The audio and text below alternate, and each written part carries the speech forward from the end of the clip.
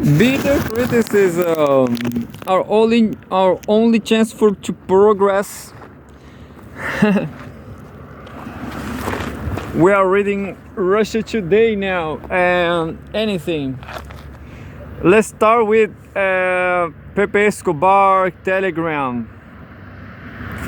3 new posts on Russia Today, and well, Pepe Escobar is criticizing the Olympics. But I guess I'm not sure if there's something to do with Olympics, with the Olympic standard, the Committee Olympic something, the COI. I'm not sure if there are alternatives to the COI. And we have an article from geopolitica.ru. Geopolitical.ru. An English article. Look, Pepe Escobar Telegram.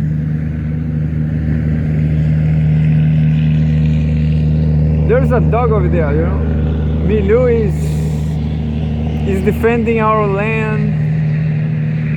Milu is just seeking for trouble. I guess this is a golden retriever or something. There are two actually. They are not coming here. I don't know those dogs, but Milu is not going there. Milu is looking at me, asking for cover, but I don't care about dogs' issues, about dog problems. But there are 3 dogs actually. One is black and 2 golden.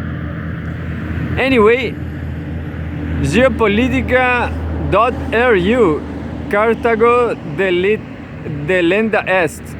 Cartago de Lenda Est. Yeah, that's a nice quoting from, I don't remember who, senator from Rome. I was studying Carthage. I was studying Carthage on YouTube.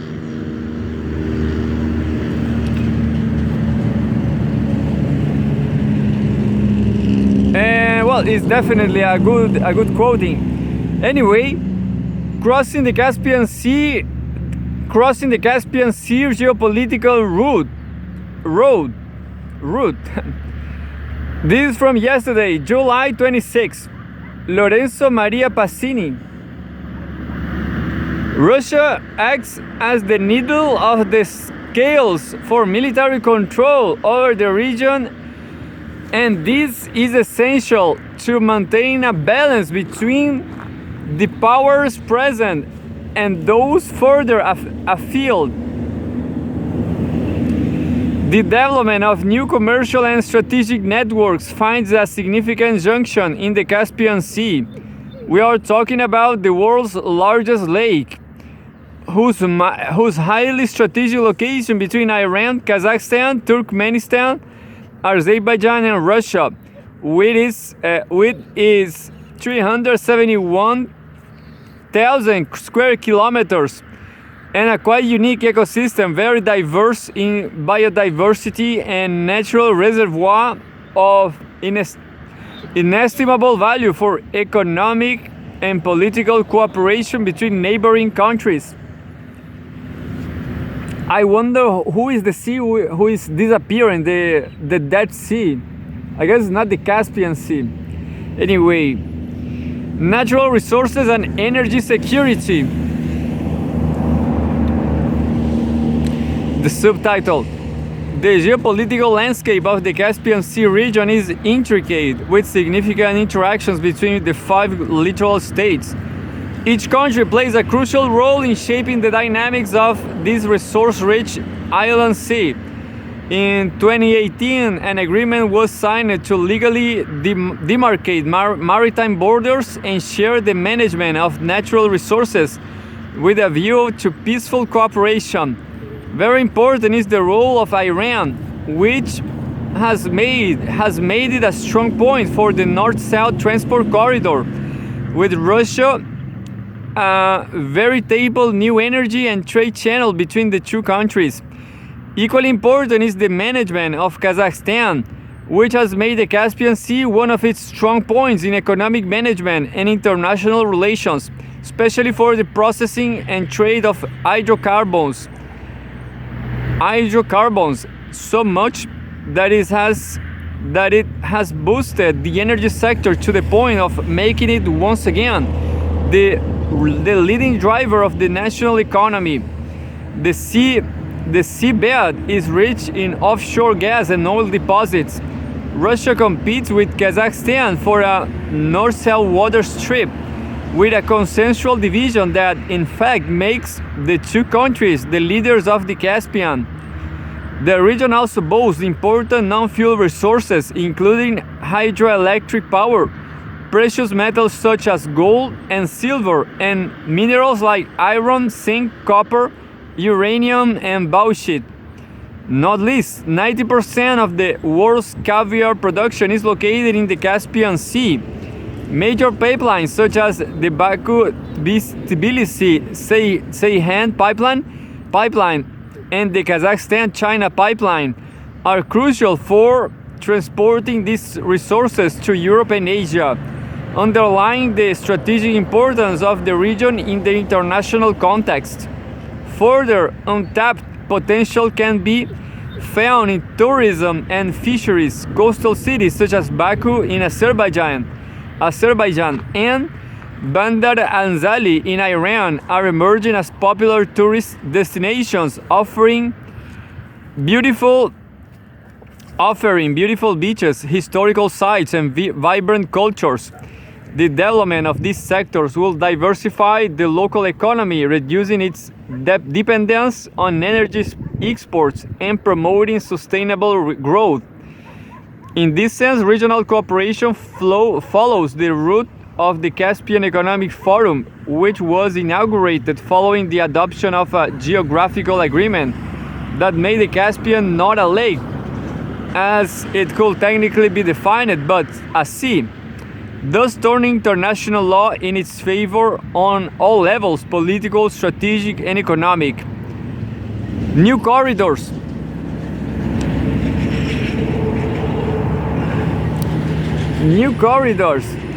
The fundamental turning point was the adoption of a shared strategic and economic matters by the coastal countries. Russia and Iran are the two main actors of the trade routes. As of the end of 2022, Moscow and Tehran have announced the launch of new trades with 12 million tons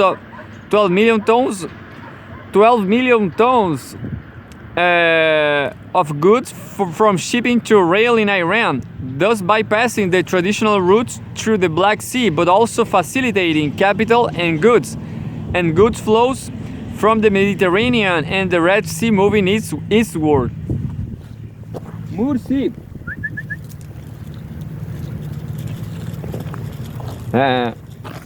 It's time for sport. The projects were launched with the promulgation of new laws on navigation and maritime transport, facilitating the passage of foreign trade ships so as to rehabilitate the Volga-Don Canal.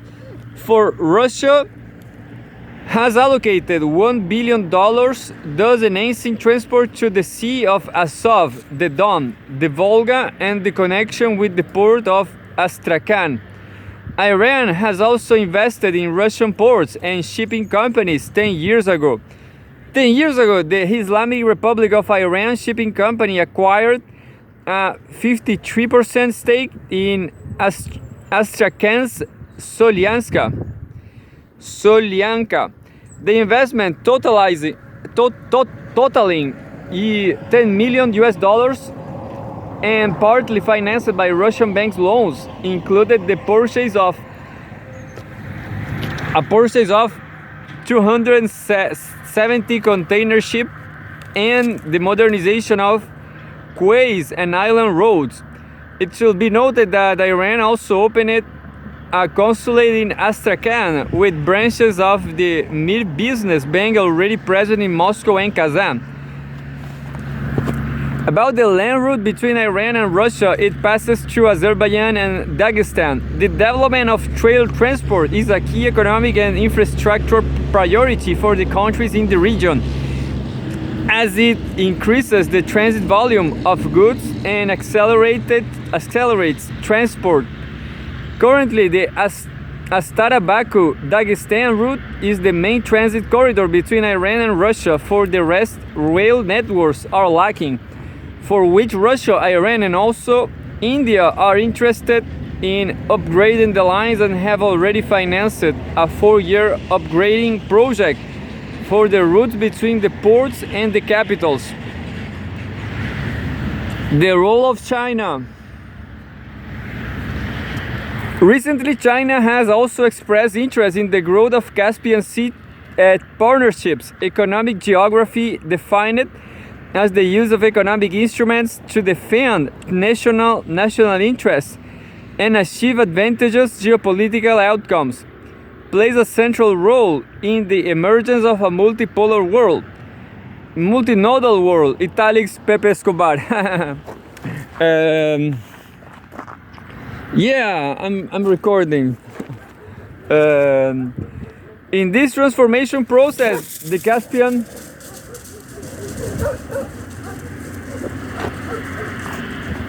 I don't know what Milou is watching. I cannot see the dog. China is promoting an initiative. China is promoting, no, just a second. Economic geography defined as the use of economic instruments to defend national interests and achieve advantageous geopolitical outcomes, plays a central role in the emergence of a multipolar world. In this transformation process, the Caspian countries, together with China and India, will play a significant role.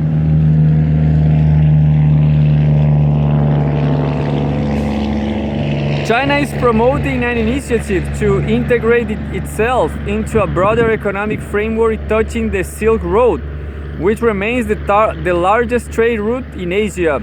The Belt and Road Initiative, which links Europe, Africa, and Asia, passes through the Caspian Sea and affects all countries in the region. India, for its part, wants to exploit the North-South transport corridor to strengthen the routes that connect the Caspian to the Indian Ocean, revitalizing an already historically present territorial collaboration between the various cultures and ethnic groups present. Oh, there is a guy over there on a bicycle. I hope he's not coming here, because Milou and Mursi get really crazy with. Anyway. Geoeconomics exploits tools such as land and sea transport routes. Oh, there goes Milou. Milou!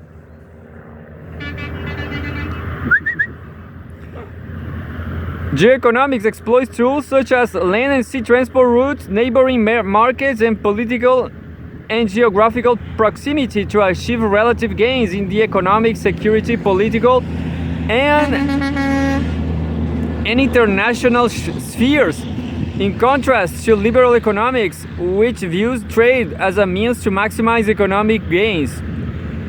Through strategic investments in infrastructure, energy, and transport corridors, the Caspian Sea region is expected to become a major economic hub capable of sealing Central Asian cooperation and fostering diplomatic and strategic relations between neighboring countries. In this sense, the Caspian Sea becomes crucial to secure a balance for India, which still experiences strong Western influence, and for Kazakhstan, a fast-growing country that is the object of strategic interest from the United States of America and other European states. Russia acts as the needle of the scales for military control of the region, and this is essential to maintain a balance between between the two powers present and those further afield. Added to this is Iran's proactive role in enhancing connectivity and the integration of China and India into these economic frameworks could amplify the geoeconomic potential of the region, transforming the Caspian Sea into a dynamic international corridor for trade and investment. Well done, Caspian Sea.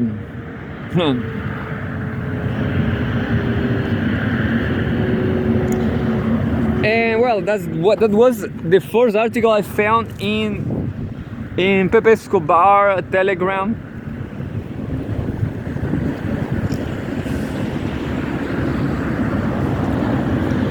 Let's watch out if there's more. Is there more articles somewhere? Pepe Escobar just posted something. The Cradle articles. China throws cool. I'm reading the link actually, but this is a new article. The current state of things. The China-Palestine Beijing Declaration. The U.S. Congress endorsing genocide. Pepe Escobar Telegram. The Cradle. Anyway, let's read the Cradle. The Cradle, authored by Pepe Escobar just yesterday, July 26, a national day in Cuba. A Cuba national day. Something happened. Fidel Castro did something this very day 100 years ago. No, not too much, not so much years ago. China throws cloud behind Palestine. What is cloud? Cloud. What the hell is cloud? The Beijing Declaration cements the idea that global conflict resolution is now made in China. Oh yeah, Pepe was saying that online. Pepe was saying that on YouTube that China is the new UN. China is the new UN. Something. Maybe the SCO, you know, the EAEU. Who knows? The Beijing Declaration cements the idea that global conflict resolution is now made in China, but it also throws a wrench in U.S.-Israeli efforts to manufacture a collaborator Palestinian government after the war in Gaza. By Pepe Escobar, July yesterday. Hong Kong. The Beijing Declaration signed earlier this week constitutes yet another stunning Chinese diplomatic coup, but the document goes far beyond affirming China's pull. The gathering of representatives of 14 Palestinian factions to commit to full reconciliation showed the entire world that the road to solving intractable geopolitical problems is no longer unilateral. It is multipolar, multinodal, and features BRICS Shanghai Cooperation Organization SCO member China as an inescapable leader.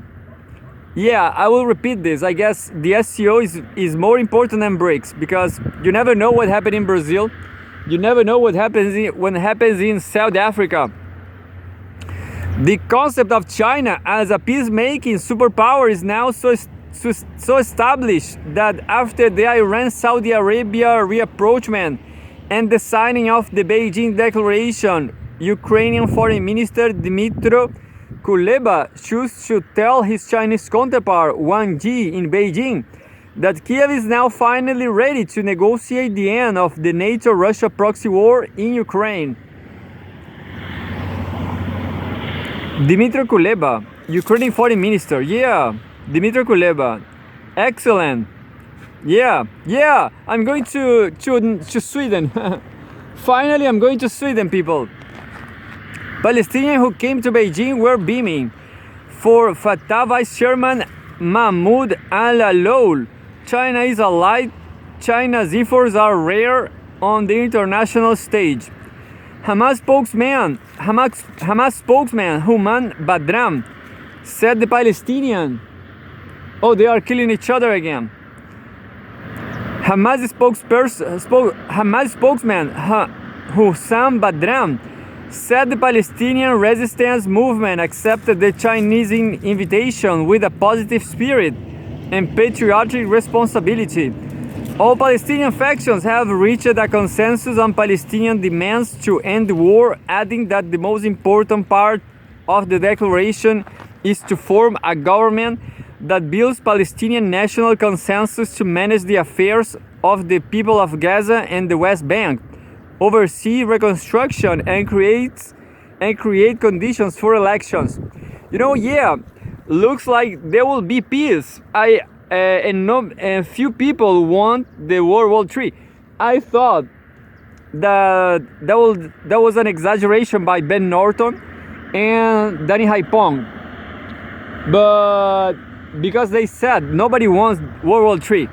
But who knows, isn't it? Who knows? I'm very glad that was true. Nobody wants World War III. The three-step Chinese proposal.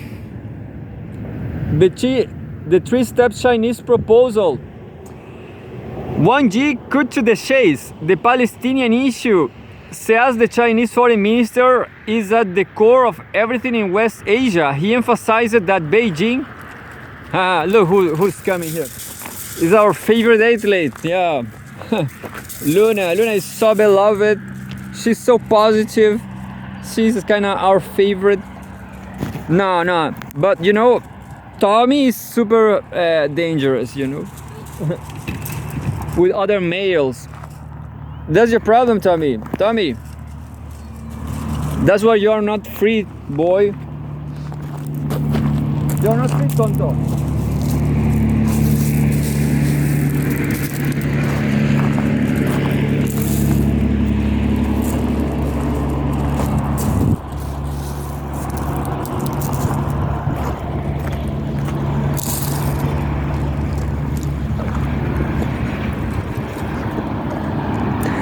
Without Luna, Mursi doesn't want to catch stones.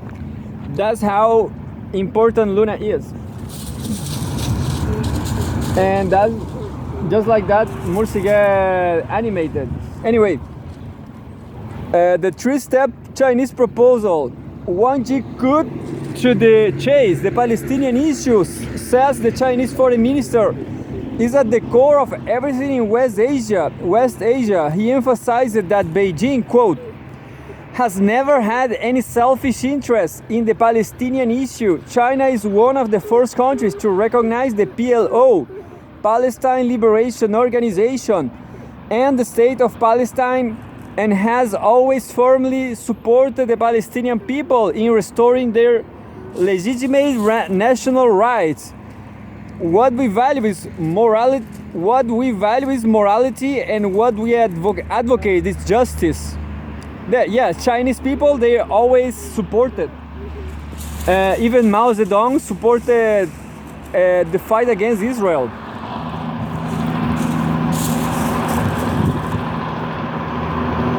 What one did not say and didn't need to is that this position in the overwhelming BRICS Plus position shared by the global majority, including crucially all Muslim countries, it's all in a name. Everyone in the foreseeable future will note this is the Beijing Declaration, unequivocally supporting one Palestine. No wonder all political factions had to rise to the occasion, committing to support an independent Palestinian government with executive powers over Gaza and the occupied West Bank. But there's a catch. This will take place immediately after the war, which the regime in Tel Aviv wants to prolong indefinitely. What Wang Yi left somewhat implicit is that China's consistent historical position supporting Palestine may be a decisive factor in helping future Palestinian governance institutions. Beijing is proposing 3 steps to get there. First, a comprehensive, lasting and sustainable ceasefire in Gaza as soon as possible, and access to humanitarian aid and rescue on the ground. Second, joint efforts, assuming Western involvement towards post-conflict governance of Gaza under the principle of Palestinians governing Palestine. An urgent priority is restarting reconstruction as soon as possible. Beijing stresses that the international community needs to support Palestinian factions in establishing an interim national consensus over government and realize effective management of Gaza and the West Bank. Third, help Palestine to become a full member state of the UN and implement the two-state solution. Beijing maintains that it is important to support the convening of a board-based, more authoritative and more elective international peace conference to work out a timetable and roadmap of the two-state solution. For all the lofty aims, especially when it is potentially clear that Israel has de facto buried the two-state solution as witnesses in the Knesset's recent vote to reject any Palestinian state. At least China is directly proposing that the global majority unanimously considers as a fair outcome. Also important to note is the presence of diplomats from China's fellow BRICS members, Russia, South Africa, Egypt, and Saudi Arabia, alongside diplomats from Algeria, Qatar, Jordan, Syria, Lebanon, and Turkey at the signing of the declaration. Genocide as a wellness treatment. This is a subtitle. Genocide as a wellness treatment. Now compare China's diplomatic coup with the US Congress giving 58 standing ovations to Israel's psychopath in chief pending the notion of genocide as a wellness treatment. Bibi Netanyahu Zero welcome in Washington takes the notion of collective psychopathology to new heights. And yet, complicity in the Gaza genocide is not exactly an exception to the rule when it comes to American political leadership. The hegemons political elites, with Franco-British help, have also been active collaborators and weaponizers of the oppressive Saudi and Emirati bombing and blockade of Yemen, which over 9 years collectively caused even more civilian deaths than in Gaza. Famine in Yemen is far from over, yet this has been a completely invisible war to the collective West. At least karma ended up intervening.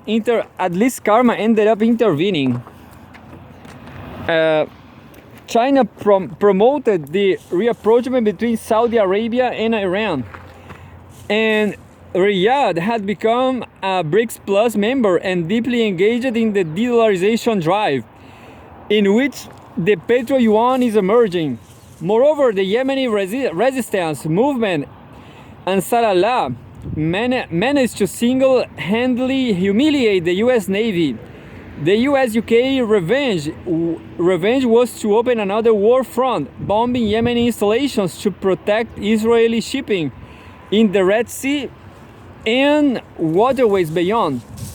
As much as Yemen remains at war on two fronts against the hegemon and Israel, while keeping an eye on potential Saudi shenanigans, Palestine continues to be decimated by a fully US-backed Israel.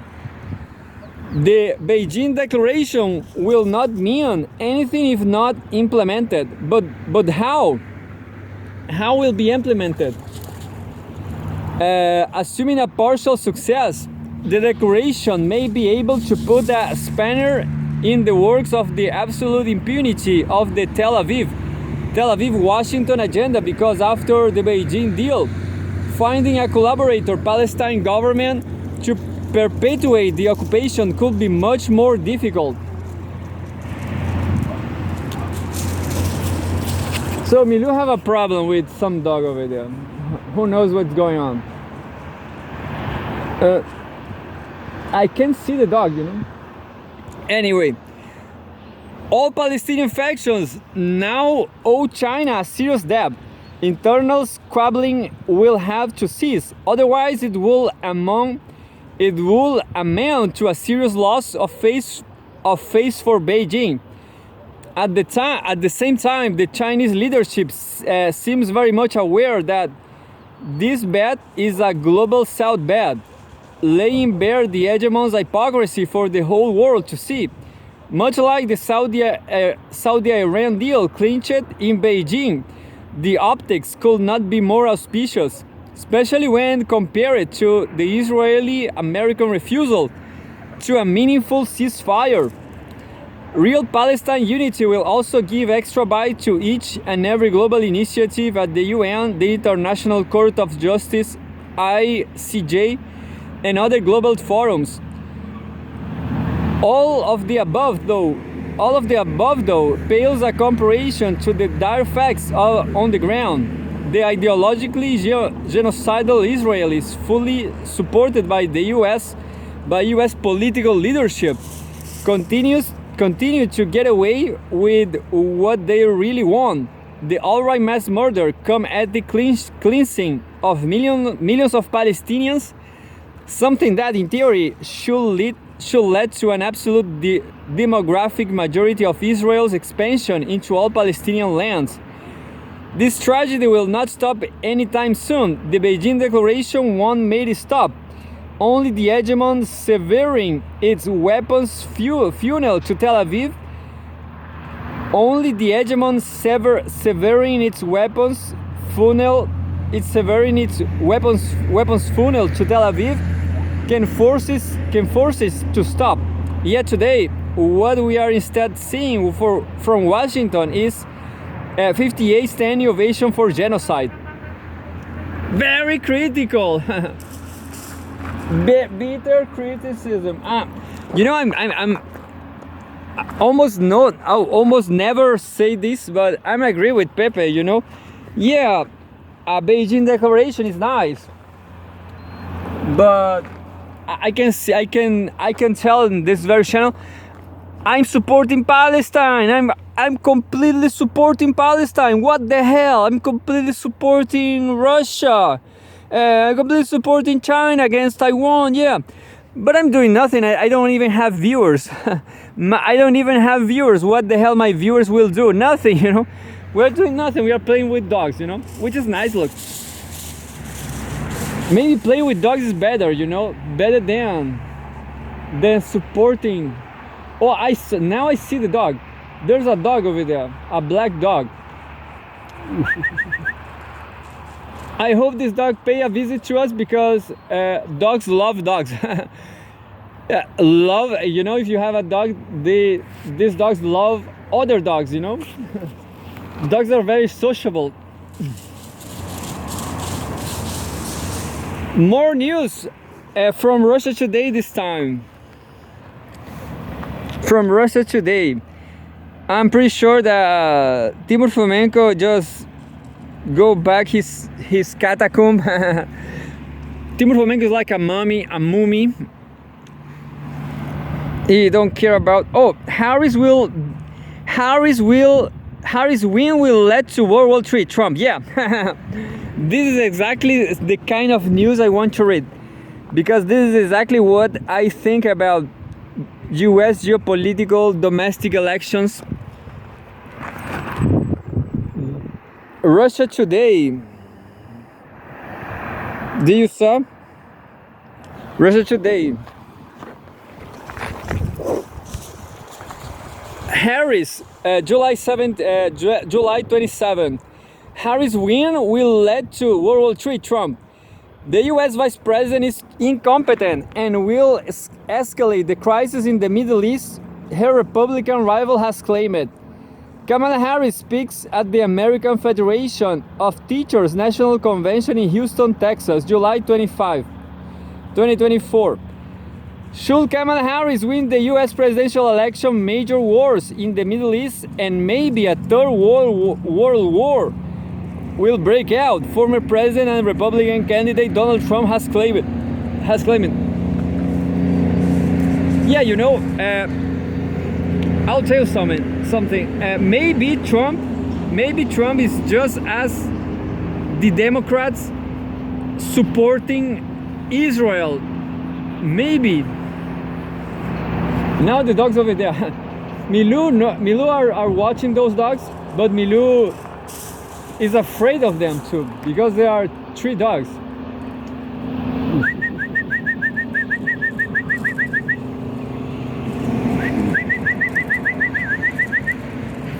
Somehow Milou is afraid, but also jealous. Milou is jealous about those dogs because I love all dogs. Anyway, I will love those dogs also. I don't know those dogs. Those dogs look like very far away. Impossible to see those dogs. There's dogs over there, you know, in this part of. There are some dogs over here, far away. Looks like a golden retriever. Anyway, should Kamala Harris win the US presidential election, major wars in the Middle East and maybe a third world war will break out. Former president and Republican candidate Donald Trump has claimed it. Trump has repeatedly accused Harris and President Joe Biden of dragging the US toward a global conflict. Yeah, you know, Trump, maybe he will destroy Palestine, yeah. But Trump will not make a war against Russia. If you think about it, a total war against Russia, that would be terrible. So at least you can vote against war against Russia. You can definitely do that by not voting in Kamala. Well, let me tell you why. Let me tell you something. This World War III will destroy the United States, you know. Vladimir Putin will destroy the United States. It's not Vladimir Putin's fault, you know. It's the US fault. It's the United States of America's fault. That's it. It's your fault, you know. It's Kamala Harris' fault. It's American citizens' fault. It's not Putin's fault. Anyway,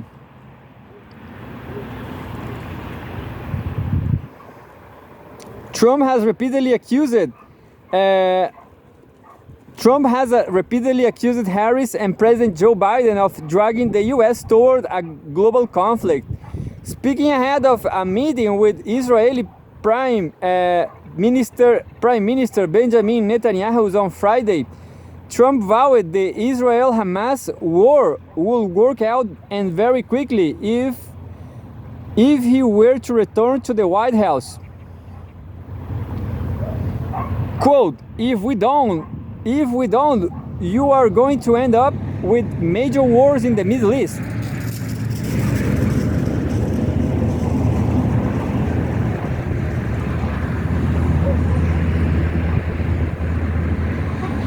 Anyway, Milou is watching the dogs, but somehow at some point he stops and shaken out.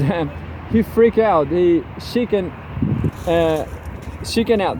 Anyway, Trump vowed that the Israel-Hamas war will work out and very quickly if he were to return to the White House. Quote, if we don't, you are going to end up with major wars in the Middle East, he continued, and maybe a third world war.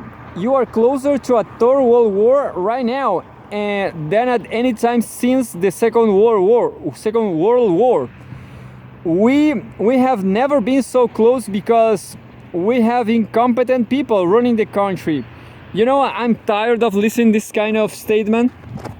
Oh, you are incompetent. No, you are incompetent. I'm running out of time, so I'm going to run now. Trump has leveled similar accusations at Biden and Harris since the Ukraine conflict began in 2022.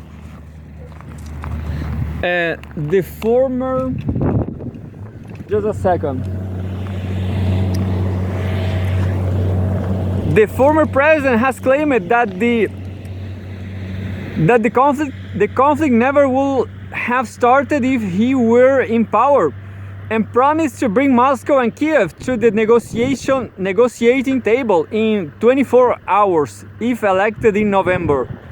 Netanyahu met with Trump at the former president's Mar-a-Lago state in Florida, a house, I guess, a day after meeting both Biden and Harris in Washington. Speaking to reporters after her face-to-face with the Israeli Prime Minister, Harris said that she expressed with the Prime Minister my serious concern about the scale of human suffering in Gaza, including the death of far too many innocent civilians. Harris' comments reportedly angered Netanyahu, with an aide to the Israeli leader telling Axios that the vice president was far less critical during the meeting. Trump was a staunch ally of Netanyahu during his time in the White House, imposing sanctions on Iran at Netanyahu's request, moving the U.S. embassy in Israel to West Jerusalem, and brokering the Abraham Accords, which saw Israel normalize relations with Bahrain, the United Arab Emirates, Morocco, and Sudan. However, these relationships soured after Netanyahu congratulated Biden on his electoral victory over Trump in 2020. I haven't spoken to Netanyahu since, Trump told Israeli journalist Barak Ravid later that year. Fuck him. Before Trump and Netanyahu embraced on the step of Mar-a-Lago on Friday, Trump told Fox News that Israel must end its war in Gaza fast, as they are getting decimated with this publicity. And you know Israel is not very good at public relations. Earlier this week, the former president took to his Truth Social platform to share a letter he received from Palestinian Authority President Mahmoud Abbas, who wished Trump strength and safety after the attempt on his life earlier this month. Thank you, everything will be good. Trump replied to Abbas. Trump's sharing of the letter was seen by some pundits as a move to gain leverage over Netanyahu. And that's it. Well, just remember, I'm pretty sure that Daniel Hadwe is still in prison. I'm going to try to make my yoga in just 1 minute. Pretty sure is not gonna be enough. Just trashing a little bit. Incluso un acuerdo en donde se anticipó mantener la velocidad de crecimiento si es que la inflación seguía tan alta, y por lo tanto hay que aplaudirlo, pero hay que aplaudirlo en un contexto en donde veníamos con un atraso sideral y se trata de remontar. Lo relevante es entender que hoy día ese sueldo al que estamos llegando el 1 de julio no le alcanza a las familias más vulnerables ni siquiera para llegar a fin de mes sin tener que endeudarse y recurrir a pagar interés incluso para comer. Desde su taller de bicicletas clandestino, cuando está jugando con su nueva gatita que llegó a la casa del querido Ricardo nos va a poner una cortina de ¿cuánto? De 15 segundos y seguimos dialogando con pensamiento crítico sin maquillaje en la compañía de Daniel Jadwe.